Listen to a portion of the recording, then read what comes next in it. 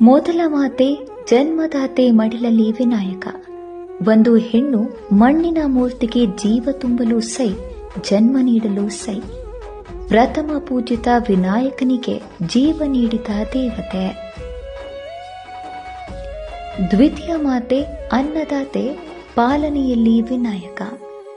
ಆಹಾರ ನೀಡಿ ಲಾಲಿಸುವಳು, ಪಾಲಿಸುವಳು, ಒಳ್ಳೆಯ ರೀತಿಯಲ್ಲಿ ಬೆಳೆಸುವಳು, ಮನೆಯ ಎಲ್ಲ ಕೆಲಸವನ್ನ ನಿರ್ವಹಿಸುವಳು.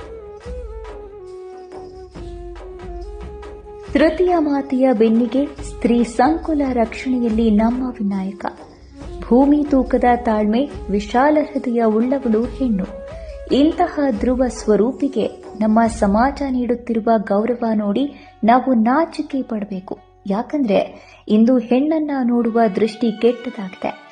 ಇಲ್ಲಿ ನಿನ್ನನ್ನ ನೀನೇ ರಕ್ಷಿಸಿಕೊಳ್ಳಬೇಕು ಎಂದು ಮಾತಿಗೆ ಧೈರ್ಯ ತುಂಬಿದ, ಶಕ್ತಿ ತುಂಬಿದ ಮಾರ್ಗದರ್ಶಕನಾಗಿ ನಮ್ಮ ವಿನಾಯಕ. ನಾಲ್ಕನೇ ಮಾತೆ ಜ್ಞಾನಧಾತಿಯ ಜ್ಞಾನ ದೇಗುಲದಲ್ಲಿ ವಿನಾಯಕ. ಒಂದು ಹೆಣ್ಣು ಗುರುವೂ ಹೌದು, ಶಿಕ್ಷಕಿಯೂ ಹೌದು, ರಕ್ಷಕಿಯೂ ಹೌದು. ಸಾರ್ಥಕತೆಯ ಮತ್ತೊಂದು ಮುಖ ಹೆಣ್ಣು.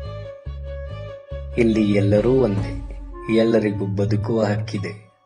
ನನ್ನ ಮಾತೆಯ ಜೊತೆ ನಾನು ನಿಂತ ಹಾಗೆ ಎಲ್ಲ ಗಂಡು ಜಾತಿಯು ಒಟ್ಟಾಗಿ ನಿಂತರೆ ಯಾವುದೇ ಅತ್ಯಾಚಾರವಾಗುವುದಿಲ್ಲ. ಮೊದಲು ನಮ್ಮನ್ನು ನಾವು ಬದಲಾಯಿಸಿಕೊಳ್ಳೋಣ. ತನುರಕ್ಷಕ, ಮನರಕ್ಷಕ, ಮಾನರಕ್ಷಕ, ಜಗರಕ್ಷಕ ನಮ್ಮ ಶ್ರೀ ವಿನಾಯಕ.